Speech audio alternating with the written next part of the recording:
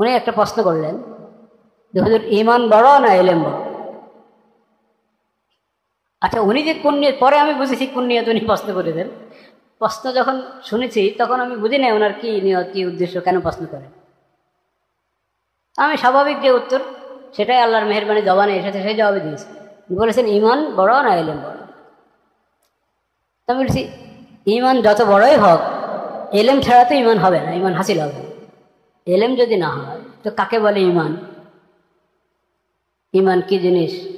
ঈমান কিভাবে সাব্যস্ত হবে আর কিভাবে ঈমান নষ্ট হয়, এগুলো কিচ্ছু তো জানবো না যদি এলেম না হয়। তো এলেমে বড়। উনি আর খামোশ, কিচ্ছু বললেন না, খামোশ। পরে আমি বুঝতে চাচ্ছি কেন উনি খামোশ হয়ে গেলেন, উনি কথা বলছেন না। ওনার ছিল, ধারণা ছিল যে আমি উত্তর দিব ঈমান বড়। তাহলে এই প্রশ্ন করলে তো স্বাভাবিকভাবে এটাই বলবো, আমি ঈমান বড় না ইলম বড়? সবাই বলবে কি, অনেকেই বলবে কি ঈমান বড়। উনি ভেবেছেন আমি এটাই বলবো যে ঈমান বড়। তাহলে এরপরে উনি হয়তো ওয়াজ করবেন, আমাদেরকে তাবলীগের গুরুত্ব বলবেন। এই জন্য একটা জবাব, জৈনক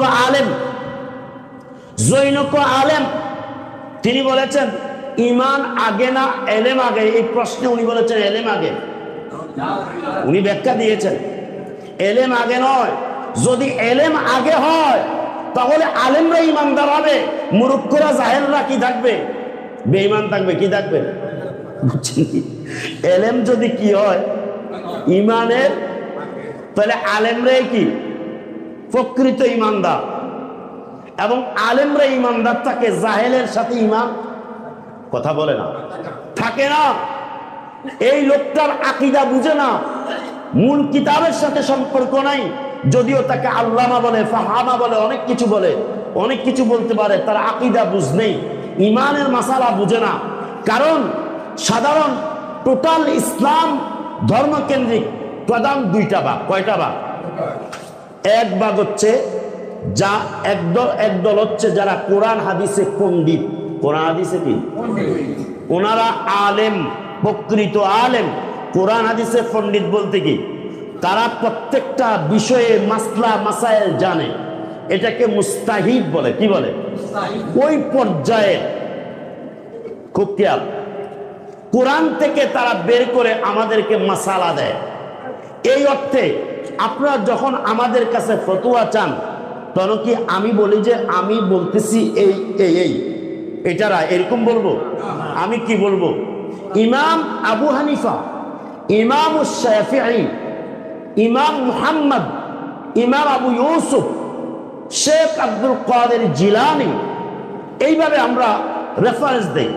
ইমাম জালালউদ্দিন আসসিউতি, ইমাম মুহাল্লি, ইমাম ইবনে হাজার আসকালানী, এই ইমাম বদরুদ্দিন আইনি, বুখারীর ব্যাখ্যা, কোরআন কারীমের তাফসীরে ইমাম ফখরুদ্দিন রাজি, ইমাম কুরতুবী, ওনারা লিখেছেন, ওনারা মাসলা বের করে দিয়েছেন বলে আপনাকে সমাধান দেয়। ঠিক কিনা বলেন?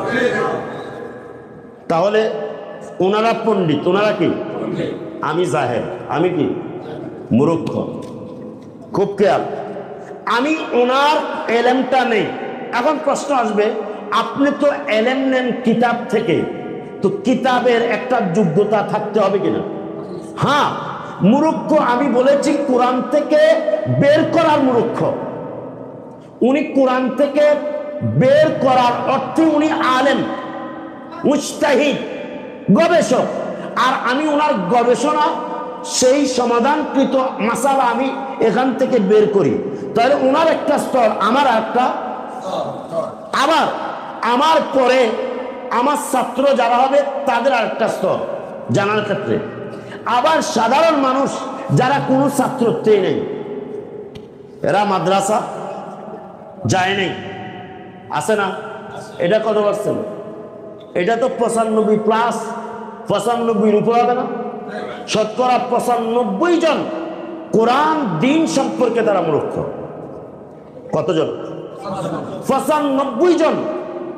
আর সাথে একজন পাবে না বিজ্ঞ, বরং লাখে বিজ্ঞ, হাজারে হাজারে আবার স্তর অনুযায়ী কিতাব থেকে বের করতে পারে এরকম বিজ্ঞ।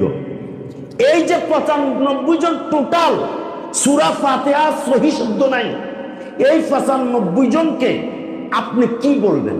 এদের কি আলেম বলবেন? এরা আলেম? আমরা জানি সূরা ফাতিহা শিখলে সেই সূরা ফাতিহার আলেম, যে সূরা শিখছে ওটা আলেম, যে দূর শিখছে ওদূরে আলেম। কিন্তু সে কি এলেমের দরজায় পড়ে? পড়ে? কখনো পড়ে না। এই জন্য মনে রাখতে হবে আপনাদেরকে, আপনাদের ইমানটা কি? আপনাদের ইমান হচ্ছে তাকলিদি ইমান। কি ইমান? আপনাদের ইমান তাকলিদি। তাকলিদি মানে হচ্ছে ওই যে বললাম আগে, হুজুর বলেছে, হুজুরের ওয়াদে শুনেছি, আমাদের ইমাম সাহেব বলেছে, আপনার ইমান ইমাম সাহেব পর্যন্ত। ঠিক না ভাই? জোরে বলেন না। হুজুরে বলেছে এটাই আপনি ইমানদার। আপনার আর কোনো কি ডান বাম উপর নিচ এটা কিছুই জানেন না, ব্যাখ্যা জানেন না, বুঝান না। এই জন্য বলছে ইমান দুই প্রকার, ইমানে মুজমাল, ইমানে মুফাসসাল। আছে না নাই? ইমানে মুজমাল সংক্ষিপ্ত ইমান। কি?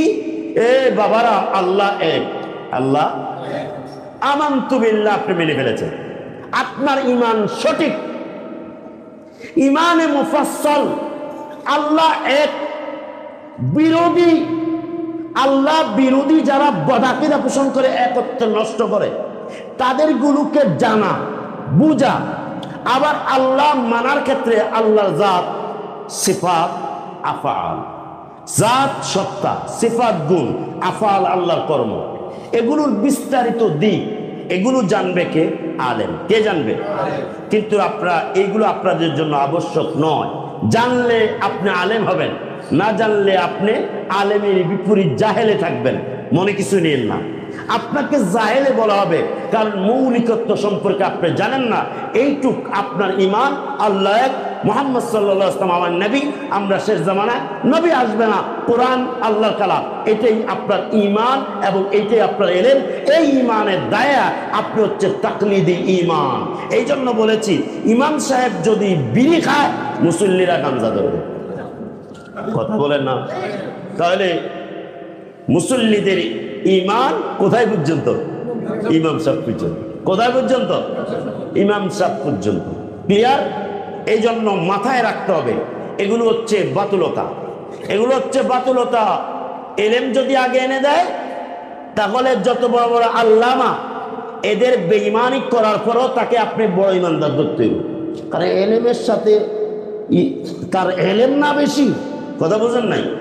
মুআল্লিমুল মালাইকা, ফেরেশতার শিক্ষক কে ছিল? কে ছিল? তো এলেমে বড় ছিল না ছোট ছিল? তো তার কি ছিল? ইমানে ছিল। এই জন্য এলেম ইমানের মানদণ্ড নয়, ইমান অনুযায়ী যে এলেম হবে ওইটা হচ্ছে হকের মানদণ্ড। ইমান অনুযায়ী যে এলেম হবে ওই এলেম প্রকৃত এলেম, আর ইমান ছাড়া যে এলেম হবে ওই এলেম প্রাকৃতিক এলেম। আরে প্রকৃত এলেম নয়, ওটা হচ্ছে অবশ্যই ভ্রষ্ট এলেম। এই জন্য দোয়া করুন, আল্লাহুম্মা আরিনাল হাক্কা হাক্কাও ওয়ারযুকনা ইত্তিবাআহু ওয়া আরিনাল বাতিলা বাতিলান ওয়ারযুকনা ইজতিনাবা। আল্লাহ নবীজি এই কারণে শিখিয়েছেন, তোমরা বলবে আল্লাহ হক দেখাও, হক গ্রহণ করার তৌফিক দাও। আল্লাহ বাতিলকে চিনাও, বাতিলকে চিনে বর্জন করার তৌফিক দাও। কথা বুঝছেন?